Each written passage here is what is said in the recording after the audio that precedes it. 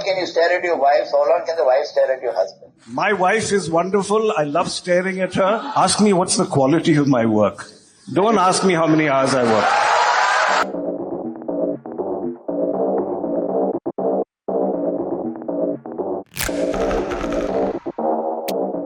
How much time in a day do you spend on social media? You know, I'm often asked this question. Then I'm asked about, do you have a office that manages it? If anyone's read my tweets, if you think my office can write like that, then I've got a fabulous team who lives inside my head. You know, I don't know why people even ask that. So then you say, how much time do you have? And every time I'll get in my timeline, sab aap faltu ko nahi kar kaam karo, aap Twitter pe kyun hai? You know, this kind of thing keeps coming up. I want to tell people and I've been asked this, I'm on X on social media, not because I'm lonely.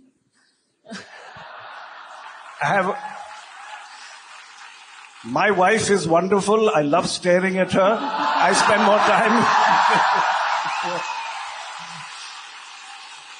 So I'm not here to make friends. I'm here because people don't understand.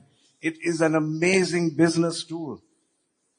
How in one platform I get feedback from 11 million people. The young have their own understanding of how they want to lead their lives.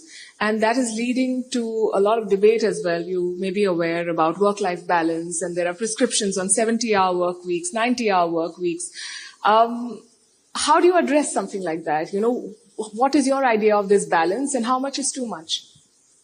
You know, I said, as a audience में, this सवाल ये तो आना ही है आज. कोई ना कोई मुझे पूछेगा इस सवाल. So I'll tell you, I have huge respect for Mr. Narayan Murthy and others. So let me not get this wrong. Of course. But I have to say something. I think this debate is in the wrong direction, because this debate is about the quantity of work. My point is, we have to focus on the quality of work, not on the quantity of work. So it's not about 40 hours, it's not about 70 hours, it's not about 90 hours. What output are you doing even if it's 10 hours? You can change the world in 10 hours. I have always believed that you have to have leaders and people in your company who make wise decisions.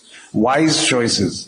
So the question is, which kind of mind makes the right choices and right decisions?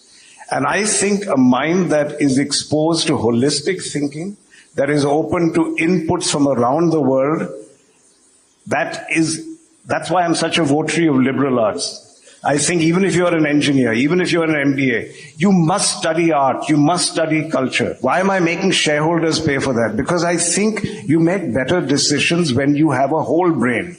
When you are informed about arts, culture, that's when you'll make a good decision.